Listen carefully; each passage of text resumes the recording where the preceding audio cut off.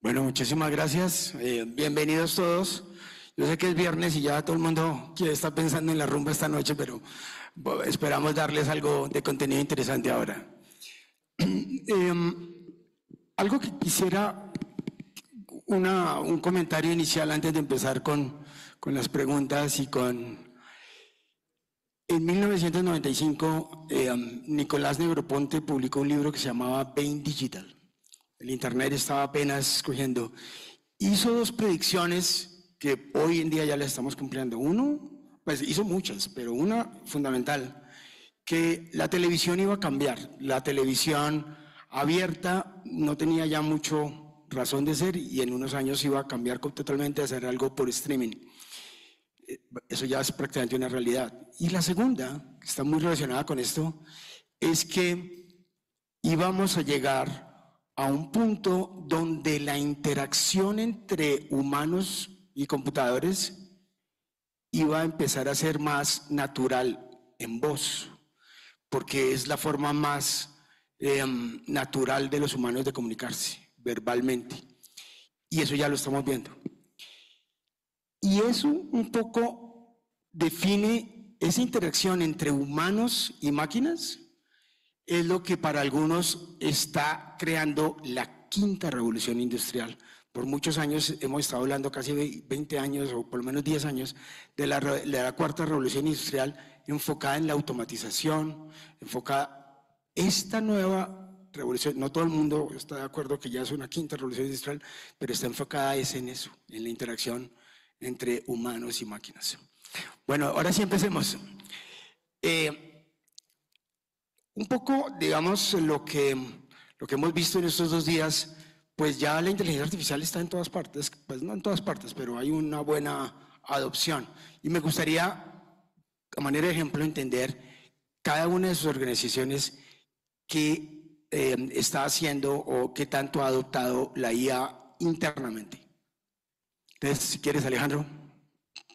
Bueno, como en todo, primero son las personas y después son las instituciones. Es más, las personas toman una actividad y la vuelven una tendencia y es más como que las instituciones, las legislaciones van, como diríamos, adaptándose o alcanzando esta actividad. Entonces, digamos que nosotros en las universidades, las instituciones todavía se están adaptando y despertando y cómo vamos a hacer y qué vamos a hacer y cómo lo vamos a regular, mientras que los individuos, estudiantes, profesores, funcionarios, pues van a una velocidad mucho más rápida. Entonces, lo que yo estoy viendo en este momento es que el uso es indiscriminado por parte de los individuos, mientras que la institución va mucho más lento.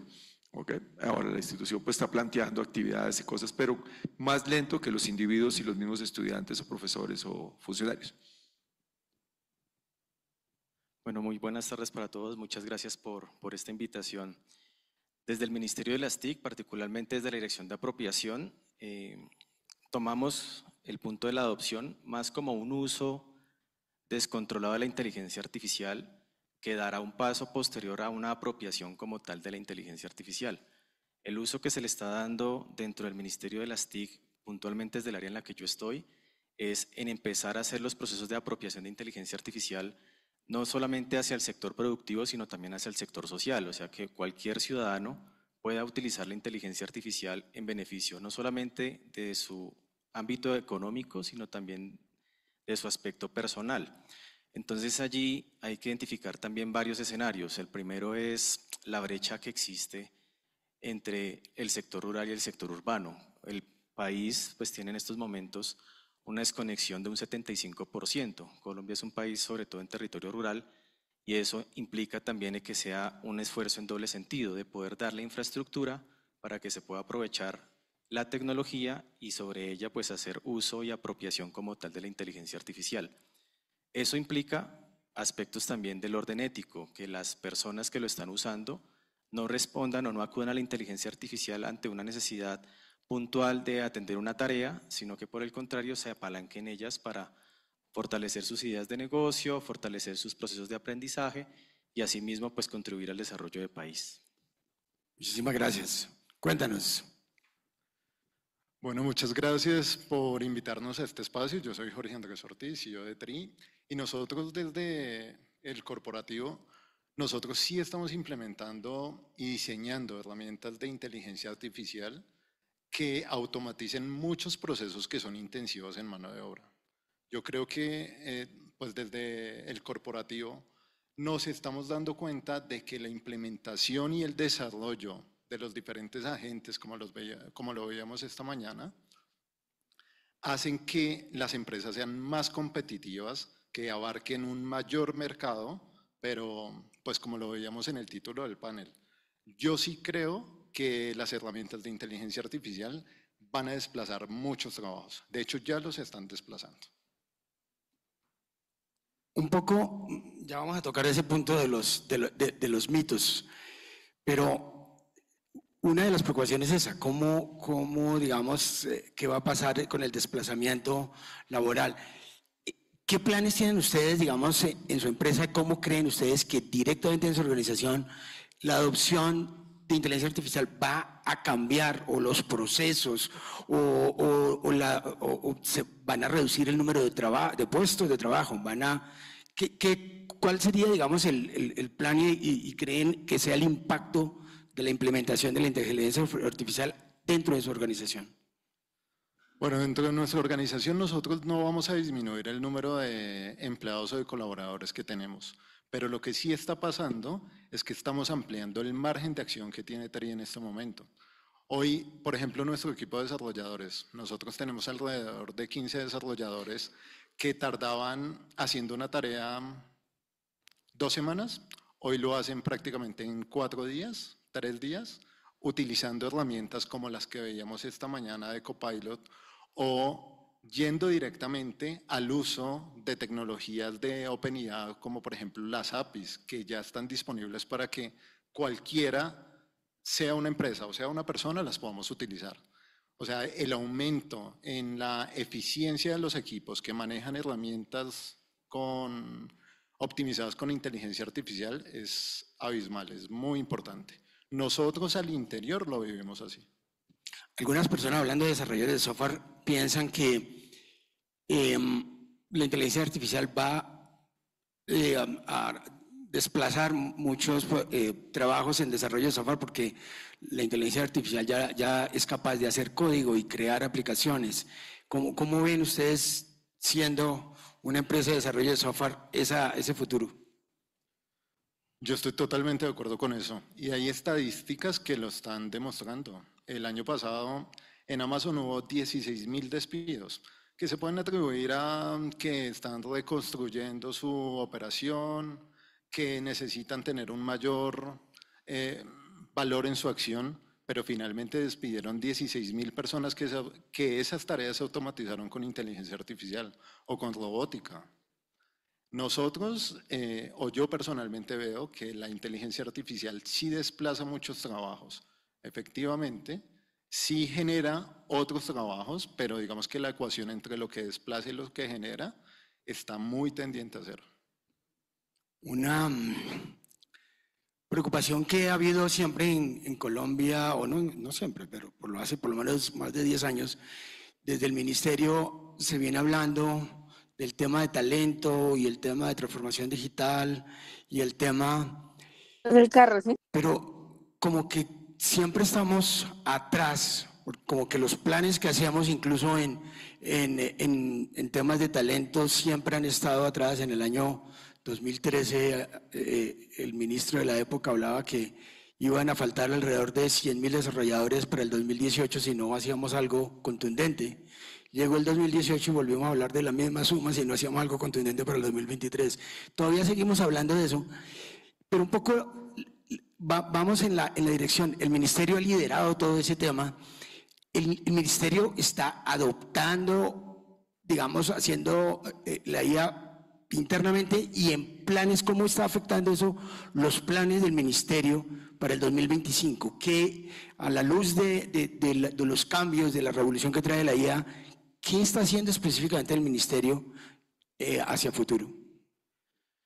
Lo señalaban hace un rato, el Ministerio TIC lidera junto a MinCiencias la construcción de un COMPES en inteligencia artificial y ese COMPES sí marca una línea política pública para poder orientar las acciones propias de los ministerios a atender temas puntuales de la inteligencia artificial, lo que hablaban hace un rato frente a los temas de salud, en educación también la inteligencia artificial y la regulación de la incorporación de la IA en las aulas y sobre todo en el tema productivo. Es clave que los esfuerzos que se hagan tanto de inversión como de trabajo social por parte de las entidades tenga un rumbo y eso define un COMPES que va hasta el año 2030 para orientar la articulación y la incorporación de la inteligencia artificial a todos los procesos. ¿Qué sí es necesario hacer? Pues empezar o seguir más bien trabajando en el tema de brecha digital. Lo señalo, mal haríamos nosotros hablar de apropiación de inteligencia artificial cuando no todos los ciudadanos tienen acceso a la inteligencia artificial.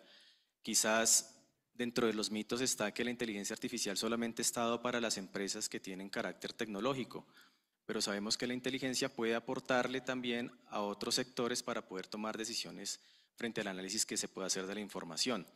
¿Eso qué implica? Pues que los ciudadanos, porque al final todos somos servidores, ya seamos públicos o de una entidad, a desarrollar unas habilidades que quizás han sido nombradas desde el desarrollo del siglo XXI, pero que hoy toman mayor relevancia. Entonces, pensamiento crítico, la resolución de problemas, no necesariamente enfocados al tema tecnológico, sino que podamos también aportar desde la innovación a solucionar problemas del empleo.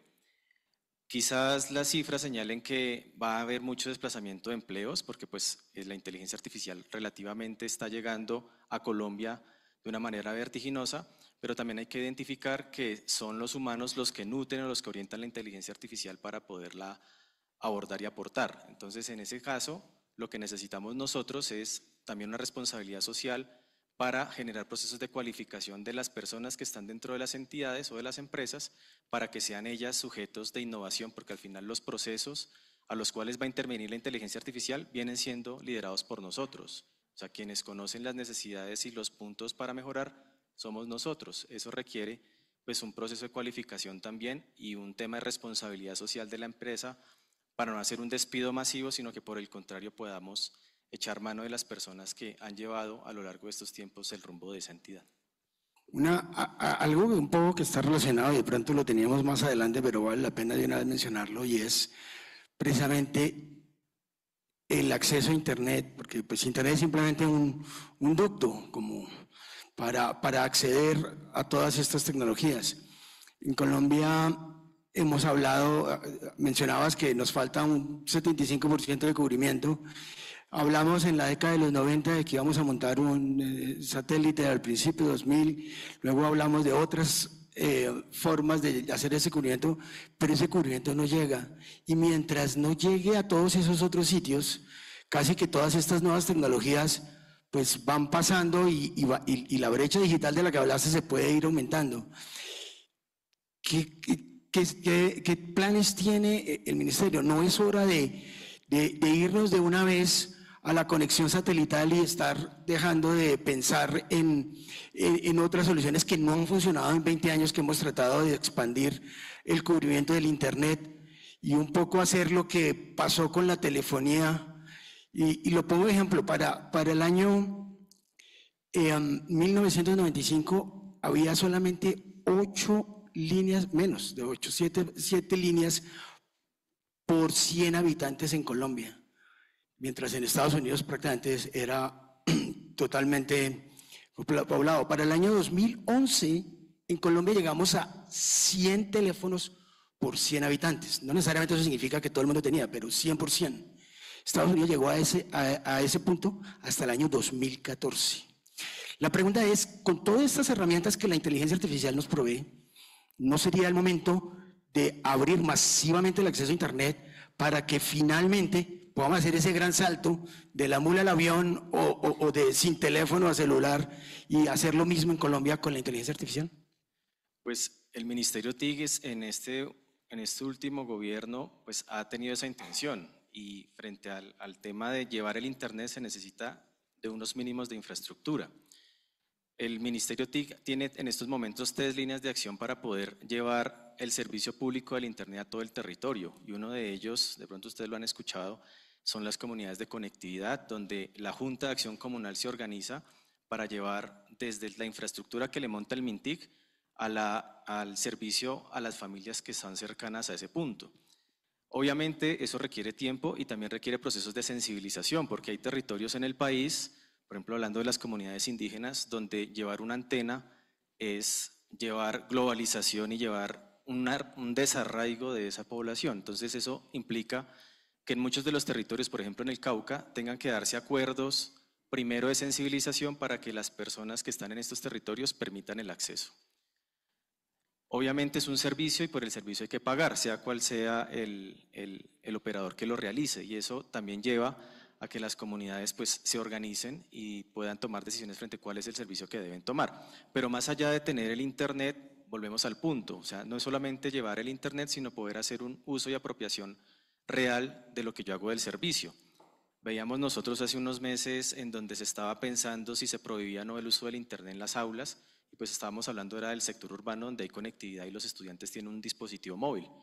Hay territorios donde el dispositivo con el que se cuenta es un celular, donde no tiene datos y la única opción que tiene es el mensaje de texto. Entonces, esas brechas o esas diferencias también hacen que sea necesario empezar a apalancar o a puntualizar puntos de desarrollo de inteligencia artificial, y el ministerio con diferentes entidades territoriales se orienta. Entonces se van a construir centros de construcción y de investigación para la inteligencia artificial para que no seamos solamente consumidores, sino que también podamos producirla. Eso de la mano con el proceso de apropiación para que la persona mayor, al momento de sacar una cita médica, por ejemplo, pueda utilizar un chatbot y minimice el traslado a hacer las filas a las 5 de la mañana para poderla sacar. Pero necesariamente debemos tener un proceso de alfabetización digital para que la brecha no siga produciéndose entre los que tenemos acceso a estos espacios y a la formación de inteligencia artificial y los que no han pasado siquiera por un proceso inicial del uso correcto del Internet. Pero ¿no sería momento de dejar de pensar en que vamos a extender el Internet con banda ancha a todo el territorio nacional porque no lo logramos con las carreteras? No lo logramos con los teléfonos, o sea, nunca logramos ni siquiera servir el 50% de la población con líneas telefónicas, hasta que decidimos abandonemos las líneas telefónicas y vámonos al celular. No es el momento de dejar de seguir pensando en que vamos a resolver el problema de conectividad con caminos vecinales, como lo hicimos hace 50 años, tratando de que las carreteras se hicieran con caminos vecinales, y más bien irnos a la...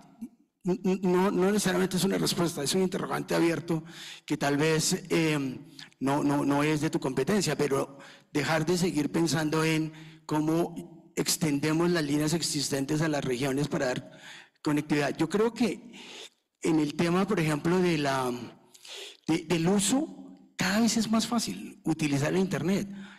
Cuando salió el Internet en Colombia habían cursos para usar Internet. Ya después la gente lo está usando de una manera muy fácil porque es interactivo. Dejo eso como un interrogante abierto y si más adelante lo quieres tocar. Pero volvamos al tema de los planes futuros y de la inteligencia artificial. Hablando con muchas universidades, pues digamos hay muchos temas de preocupación, de transformación, de cambio. Y digamos casi que en todas las universidades se está hablando, bueno, ok, ¿cómo va a ser el futuro? No solamente de la educación, que me gustaría, Alejandro, que hablas tu perspectiva en eso, pero desde el punto de vista de la organización, el sistema, digamos, de las universidades internamente.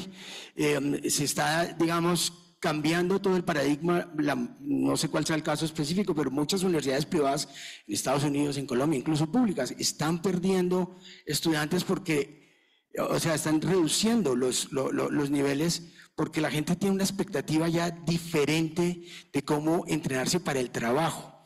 Entonces, el mayor desafío muchas veces arranca cómo transformo mi organización para que luego a través de ese cambio, y en este caso la universidad, a través de ese cambio la universidad pueda también influir en la preparación de esos puestos de trabajo que vamos a necesitar en la era de la inteligencia artificial. ¿Cuáles son los planes que tienen ustedes? ¿Qué opinas al respecto, Alejandro? Bueno, básicamente lo que acaba de decir es fundamental. Simplemente esto es como una bomba que estalla por debajo de la montaña y uno está en la montaña.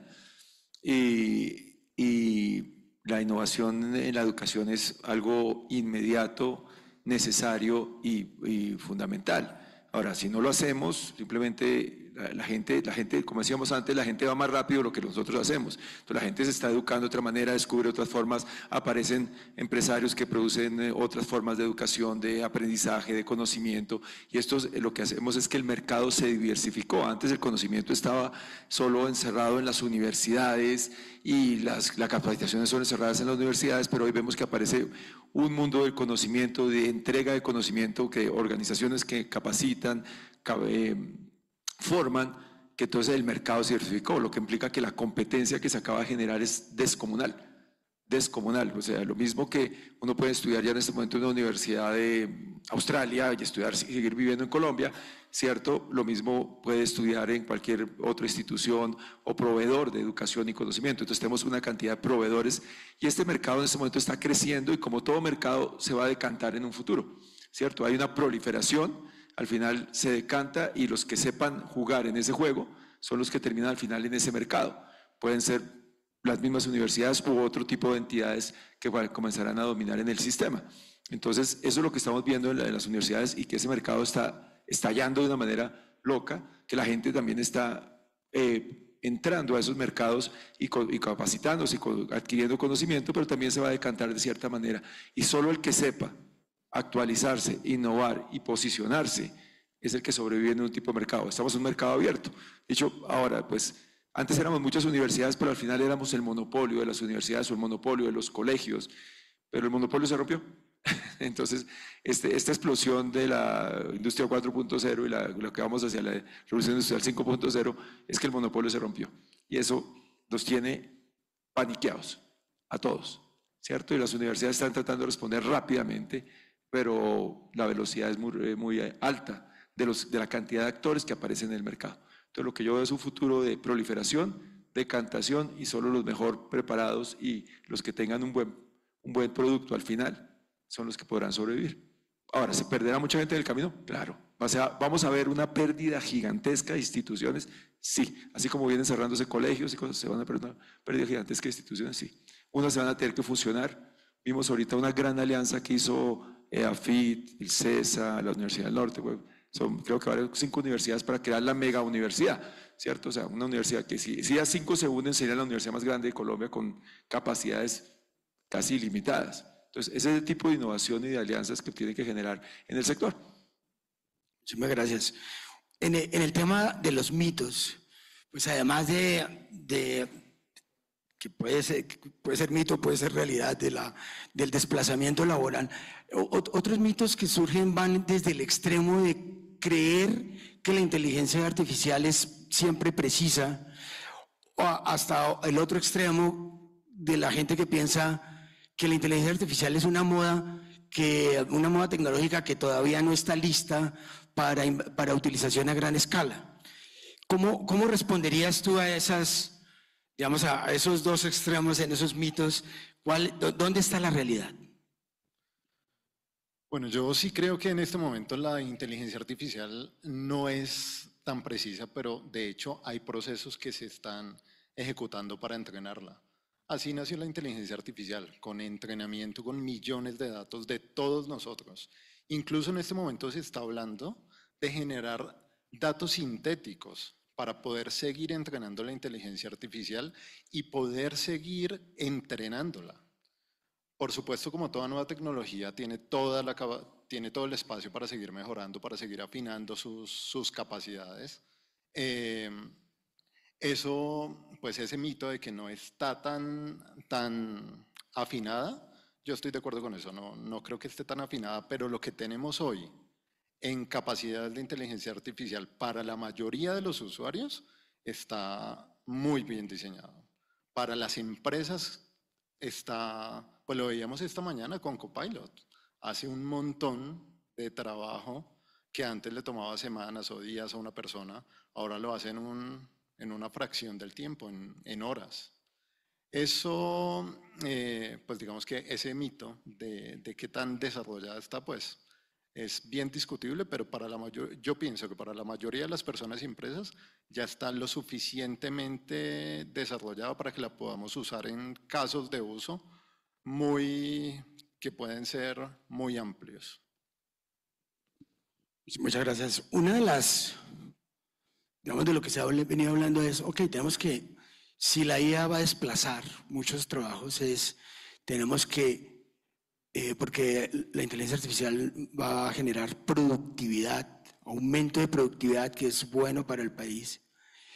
Pero cuando se habla de aumento de productividad, pues siempre está, y entonces vamos a reentrenar la fuerza laboral, y pues el ministerio ha hecho muchísimo trabajo en entrenar talento y reentrenar, pero hay como un discurso de que, ok, hay que adaptar la inteligencia artificial para la productividad, pero eso puede generar despidos.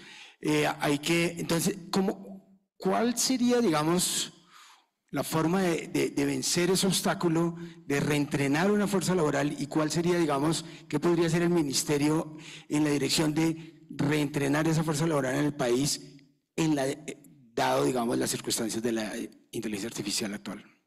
Bueno, hay varios frentes, y el primero también es empezar a formar desde los que están en los colegios, o sea, la futura fuerza laboral en las necesidades que se necesitan para poder enfrentar este tipo de eventos, y entre ellos pues es una actualización que el Ministerio de Educación, o sea, no tanto el MINTIC, sino el Ministerio de Educación también tiene que estar liderando, de hacer procesos de actualización curricular. Nosotros venimos y aún estamos siendo formados con propuestas de currículo desde los años 90, y la actualidad del país es otra. Entonces sí debe existir primero pues un relacionamiento con el sector productivo para mirar cuáles son las necesidades y romper también ese paradigma de que no estamos siendo educados para el sector productivo, sino un tema meramente académico. Entonces allí hay puntos de análisis y de convergencia. Lo segundo es vincular de manera transversal los procesos que se necesitan frente a las habilidades básicas. Entonces el pensamiento crítico, la resolución de problemas implica que las personas que se están formando, como en ese proceso de actualización de los que ya fuimos formados, podamos fortalecer mucho más ese tipo de habilidades. Diríamos que las personas que en estos momentos abordan y trabajan la inteligencia artificial parten de dos hechos: o una necesidad que lo llevó a aprender sobre la inteligencia artificial, o le llamó la atención y quiso aprender de la inteligencia artificial, porque al ser un tema nuevo, pues incluso los currículos y los pensum de las universidades entran a vincularlo como actividades transversales para poderlo utilizar y poder responder a las necesidades puntuales de cada una de las disciplinas. Entonces, el proceso de actualización o de fortalecimiento de la mano de obra, pues dependerá también mucho de las necesidades propias del mercado, y allí pues son las entidades y las empresas las que tienen que identificar hacia dónde orientar la formación y la cualificación de su personal. El MINTIC pues tiene una oferta de formación con varias certificaciones de industria que lo que hacen es darle a los ciudadanos colombianos pues la posibilidad de potencializar y desarrollar otro tipo de habilidades.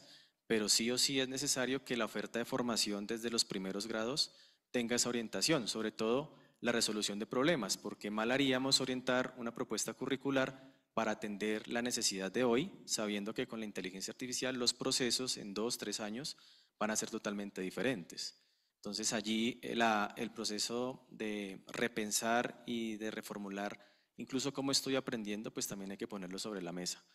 Surgen muchas dificultades porque los maestros, que son los que acompañan los procesos formativos, aún tienen miedo de utilizar el celular en el aula. Entonces, si yo tengo miedo de utilizar el celular o me da miedo que mi estudiante sepa más que yo como maestro, pues va a tener también cerrar la puerta a poder utilizar la inteligencia artificial.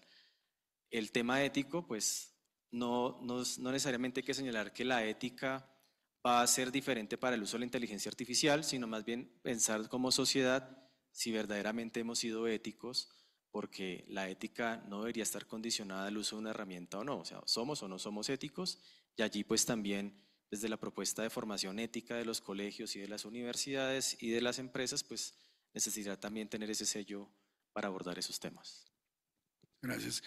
Ahondando en el tema precisamente de la educación que tiene que ver de la preparación de la fuerza laboral, pues obviamente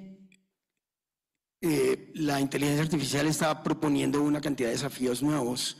Como decíamos, como mencionabas, todavía hay muchos profesores, digamos que temerosos o que ni siquiera han adoptado, digamos, tecnología en el aula de clase. Y pues llega el momento en que de pronto todo lo que, digamos, todo el paradigma tradicional de la educación, del conocimiento del profesor, el texto, la transferencia de conocimiento, pues queda replanteado. ¿Cuál va a ser el papel, digamos, o cuál podría ser el papel de los profesores en el futuro, en un ambiente donde, pues obviamente, un asistente, un profesor virtual podría tener más conocimiento y saber más que el profesor? ¿O cuál sería el rol de los textos que, pues, con los que todos aprendimos, los que estamos aquí, de las materias cuando, pues, no tiene mucho sentido si cualquier tema yo realmente lo voy a poder conocer a través de, pues ahora estos buscadores, estos asistentes que casi que pueden responder cualquier cosa? ¿Cuál va a ser el futuro? ¿Cómo se percibe el futuro de la educación? Pues, a ver cómo se los presento. Yo hablaba hace poquito con un otro panel educativo y decía, mira, agradezco no haber nacido en este momento como estudiante, porque todo cambia. Es decir, hace muchos años el profesor preguntaba, estamos hablando de esos 40 años, quiero que averigüen sobre el tema de la empatía. Y entonces el estudiante, pues, salía del colegio, cogía una buceta, iba a Luis Ángel Arango, buscaba una enciclopedia de empatía y medio copiaba en un cuaderno, pero después apareció la fotocopiadora, entonces podía traer la fotocopia, entonces con que usted hubiera traído la fotocopia ya, wow, era cierto, o hubiera buscado al compañero pudiente del grupo que tenía una enciclopedia en su casa y usted iba a la casa de él. Entonces, ya, o sea, ¿cuál era el nivel de exigencia? Con que vaya y lea, la sacamos. Después se acuerda que apareció en Carta, que era la enciclopedia, entonces ya usted no se podía aparecer con cualquier cosa porque era muy fácil, o sea, como usted no me puede traer el texto, pero usted lo consultó, pero hágale algo más, ¿cierto? Y después apareció el Internet, entonces cuando apareció el Internet usted no podía aparecerse en las aulas con cualquier tontería, porque decían, usted tiene Google, hermano, es que usted tiene Google, ¿cómo va a aparecerse con eso? ¿Cierto? Pero hoy en día el profesor dirá, usted mire, usted tiene Copilot, usted tiene ChatGPT, usted tiene Cloud, usted no me puede aparecer con semejante babosada en el salón de clases, su trabajo no puede ser tan simple, porque ahora usted tiene semejantes herramientas. Entonces el profesor, si está a la altura, lo que se vuelve es un retador, pero como evolucionó la herramienta, pues la exigencia va. Yo por eso digo, mire, yo digo a mis estudiantes, ustedes están fritos, porque yo puedo hacer en este momento un examen, cojo y monto en ChatGPT los 4 artículos que tienen que leer, digo, elabórame un examen de selección múltiple, nivel experto, o sea, lo pongo en nivel experto con respecto a los 4 artículos que tengan que leer, yo ya ni me mato haciendo el examen, o sea, nivel experto y sale un examen que el mismo profesor dice uno, miércoles, yo podría contestar esta cosa, ¿cierto? Pero ese es el examen que yo llevo, o sea, el estudiante tiene que tener un nivel mucho más elevado, porque si usamos las herramientas tanto para educar, nuevamente ya no puedes aparecer con cualquier tontería, o sea, yo por ejemplo decía, cuando estaba hace poquito, estábamos hace 3-4 meses juzgando una tesis doctoral, y yo me volteé y le dije a mis compañeros, esta es la última tesis doctoral que juzgamos así. O sea, ¿qué será hacer un doctorado cuando tenemos inteligencias que te hacen el marco teórico, que te hacen la discusión epistemológica, que te evalúan y validan la metodología? Pues usted tiene que aparecerse con una investigación. Para que yo le dé un doctorado tiene que ser una investigación, mejor dicho, que no sé de qué estamos hablando. Entonces, lo que se les volvió a los estudiantes de hoy es, oiga, tiene una herramienta, la exigencia va a aumentar no por 10, como la herramienta es hiperpoderosa, vale, la exigencia va a aumentar por 1000.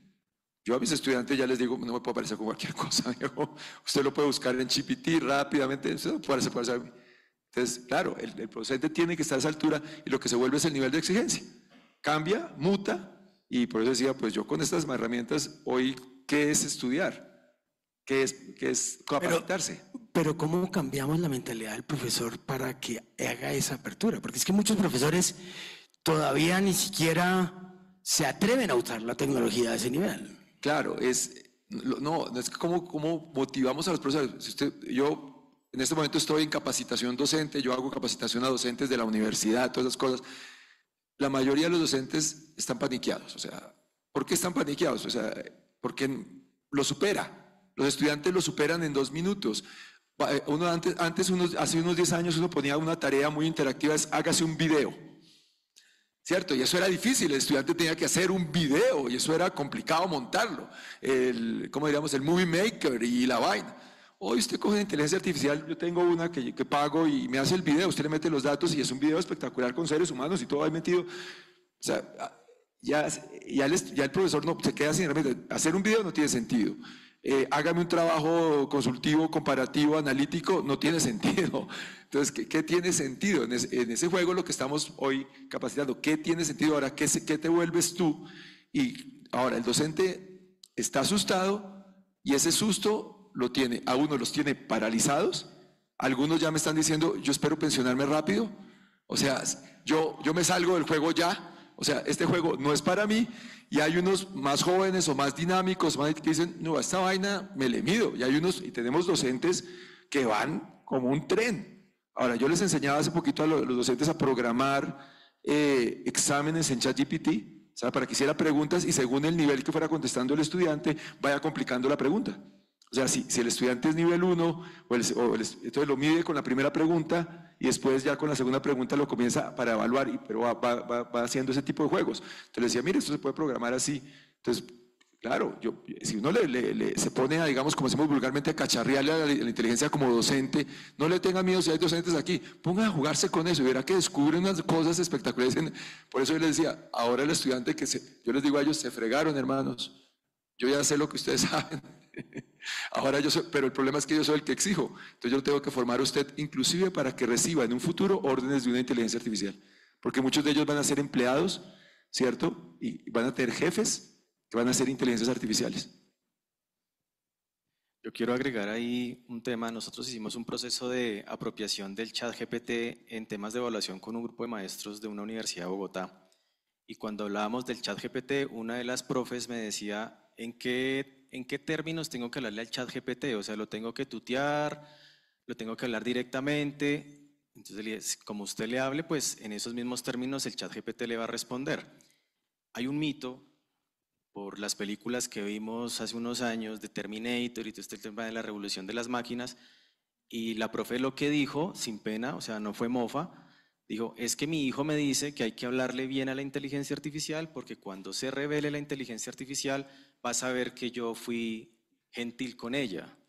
Entonces, no es un tema de humanizar la inteligencia artificial porque al final los procesos de formación o el rol del maestro en un mediador del conocimiento siempre va a estar, o sea, el que lee el contexto, el que sabe la experiencia. O sea, un abogado que llega a formar futuros abogados conoce la minucia de la norma, conoce los casos que le tocó enfrentar y eso también enriquece la labor de la persona que se está formando. Entonces allí el maestro, por ejemplo, en términos ya de las matemáticas, de la contaduría, de las ingenierías, hace que el maestro comparta de su experiencia misma para nutrir las decisiones que toma la inteligencia artificial. Yo puedo entrar y programar la inteligencia para que me haga un examen, pero al final quien entra a programarla, pues es el profesor, y entonces el profesor tiene que tener sí o sí una mentalidad abierta a estar aprendiendo y desaprendiendo de los procesos y aprendiendo también de los estudiantes. Entonces acá el rol de las universidades y de los colegios mismos es cambiar el paradigma. Entonces ya no es alguien que se para al frente como dueño del conocimiento, sino que hay una construcción colectiva. Entonces los estudiantes le enseñan al maestro, el maestro no le da miedo a aprender de los estudiantes y el maestro también puede aportar desde su experiencia misma a la construcción social e integral de la persona, no solamente el manejo de la tecnología o ser ingeniero, sino también lo que está por debajo frente a un ser que tiene múltiples dimensiones, desde lo ético, desde el tema afectivo y socioemocional, porque eso también cobra mucho sentido en estos tiempos de tanta tecnología desbordada en los procesos también de formación. Bueno, muchas gracias. Para terminar, se ha venido hablando de, pues, la inteligencia artificial ahora abre toda como una nueva área. ¿Cómo se puede trabajar y si ya está funcionando alguna alianza o algún comité, Estado, universidad, empresa, que se ha hecho para muchos otros temas, que ya esté hablando de que si ya existe o si se podría hacer o qué hay que hacer para que haya ese tipo de alianza Estado, universidad, empresa, de empezar a hablar de inteligencia artificial, no solamente de los temas de regulación, pero los temas de gobernanza? Ayer IBM hablaba mucho como ya incluso las empresas están pensando que ya tienen que tener un nuevo cargo. El gerente de inteligencia artificial o el director de inteligencia artificial dentro de la organización, ¿cómo se van a manejar esos temas? ¿Qué consideran, qué proponen ustedes que se puede hacer? Porque obviamente, así como en los años 90 nacieron los gerentes de informática, que ese cargo no existía en los años 70, en el tema de gobernanza y de hacer crecer en una alianza universidad-Estado-empresa, ¿qué proponen? ¿Qué se puede hacer? ¿Quieres? Empecemos aquí. Terminamos con Alejandro. Bueno, nosotros desde las asociaciones, desde las agremiaciones, por ejemplo, nosotros en la ANDI del futuro tenemos equipos dedicados a hablar sobre inteligencia artificial, a ver cómo las empresas los están adoptando, cómo se están ejecutando y cómo vamos a llevar esa conversación al gobierno para poder bajar eso en políticas públicas. Hay muchas cosas que se están haciendo, que está haciendo la ANDI del futuro, en compañía de pues, todos nosotros los agremiados, que evocan a que muchas de las reglamentaciones que pueden tener o que se pueden estar generando, pues que vayan en línea con los intereses, por supuesto, del país, de las empresas y de las personas. Hoy en día, por ejemplo, pues expandiéndolo un poco, lo que hablaban sobre la Unión Europea en este momento, sobre la reglamentación que tiene de la inteligencia artificial. Las personas en Europa se quejan porque no tienen los mismos accesos a los modelos de inteligencia artificial que tienen en Estados Unidos, al punto en que usan VPNs para conectarse como si estuvieran en Estados Unidos, para estar a la vanguardia de lo que está saliendo. Esa es una conversación bien delicada, porque en el momento en que se regula la inteligencia artificial o este tipo de tecnologías, podemos estar coartando el acceso a información que como país nos va a hacer muchísimo más productivos. Eso es una conversación bien delicada que desde las agremiaciones, desde la universidad debería llevarse al gobierno, pero con guantes de seda. No solamente es legislar en el hoy, sino legislemos con visión de futuro, sabiendo hacia dónde vamos. Ahora, con visión de futuro es que no podemos ir más allá de 3 años. O sea, en noviembre del 2022 salió ChatGPT 3.0 y en 2 meses alcanzó una adopción de 100.000 personas, 100 millones de personas. Eso nunca se había visto, nunca. Es la aplicación con más rápida adopción en el mundo, porque la tenemos en el celular. Ahora, en un par de meses la vamos a tener en las gafas. ¿Vieron lo que sacó Meta recientemente? Ese tipo de cosas es el ritmo de los avances tecnológicos que tenemos hoy en día. Es muchísimo más avanzado que la capacidad de nuestros gobiernos de legislar. O sea que la visión de futuro de la legislación no debería ser ni siquiera 3 años. Debería ser pensando en qué es lo que estamos haciendo en este momento, pero con el objetivo de abrir las puertas a la nueva economía. Muchísimas gracias. Muy cortico para terminar, disculpen la... Mintic está en una agenda de también llegar a acuerdos entre las carteras. Entonces, Mintic, MinCiencias, Mintic, Minagricultura, Mintic, Minsalud, Mintic, Mineducación, para que sean acciones puntuales para cada uno de los sectores productivos del país. Entonces, ahí hay unos acuerdos, sobre todo de inversión, para poder aportar al uso de la inteligencia artificial en los diferentes ámbitos que vienen desarrollándose en cada uno de estos aspectos. Sé también que el Ministerio TIC ha considerado el sector productivo para orientar las ofertas de formación. Hace poco salió Talento Tech. Más allá de formar y capacitar a las personas, también hay otro rol allí, y es que esas personas logren engancharse con el sector productivo. Entonces las empresas mismas orientaron sus necesidades de cualificación del personal o de mano de obra, por llamarlo así, para que estas personas se formen en estos bootcamps y de una vez puedan engancharse en el sector productivo. Obviamente el tema con las universidades también es muy importante, porque al final el proceso formativo es el que orienta a la consolidación del profesional, y entonces allí, recogiendo lo que hace el sector productivo, sé que las universidades tienen acuerdos como el que se firmó con el AWS hace poco, donde definieron unas habilidades digitales necesarias para el sector productivo en los últimos 10 años, o en los próximos 10 años más bien, y frente a eso el uso o la actualización de la propuesta curricular para poderlo orientar. Sí hay un aspecto clave y es que Mineducación tiene que ser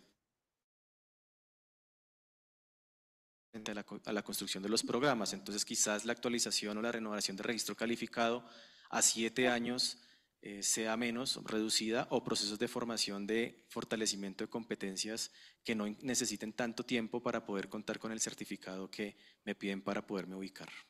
Eso. Yo termino hablando del cargo. Decíamos crear un cargo de Chief Artificial Intelligence Officer. No, eso es comprometerlo con una tecnología. Ahorita estamos en el boom de la inteligencia artificial, pero en el 2035, ¿qué aparecerá? O sea, esta misma inteligencia artificial va a crear otra herramienta que no conocemos. Por eso el cargo ya existe. Si ustedes lo buscan y lo googlean, esas cosas, personas en Estados Unidos y en Europa que tienen ese cargo que se llama CPO o CPO, Chief Possibilities Officer. Existe, y búscanlo y encuentran gente que tiene ese cargo, Chief Possibilities Officer. O sea, no es con una tecnología, es con las posibilidades. Son personas que tienen un espectro así de grande de posibilidades y es el jefe de posibilidades de una organización. Ahora, en educación tenemos que formar los Chief Possibilities Officer, porque tenemos que formar los que a gente que está abierta a N posibilidades. Hoy la inteligencia artificial, pero esto en 5 años es paisaje, o sea, ya estará metido, inmerso en todo. ¿Cierto? Entonces, por ejemplo, inclusive en la ética, que decíamos que hoy decían muchos profesores que cite que lo hizo con ChatGPT. Bueno, pues ¿para qué va a citar con eso? O sea, es como si usted dijera, yo hice un texto con Word, el Word no le corrige ortografía y gramática y todo, ya nadie cita, y esos cálculos los hice con Excel. No, ya, se supone que usted ya está usando todo eso, ya ni siquiera tiene que citarlo, ¿cierto? Entonces yo creo que eso nos está cambiando todo muy, yo lo veo muy optimistamente por un lado, pero también hay un lado negativo, y es que esto lo pueden coger criminales, terroristas y en manos de militares. Bueno, muchísimas gracias a todos, muchísimas gracias por las contribuciones, creo que interesante, y pues continúen con la próxima charla, la charla de cierre con Google. Gracias.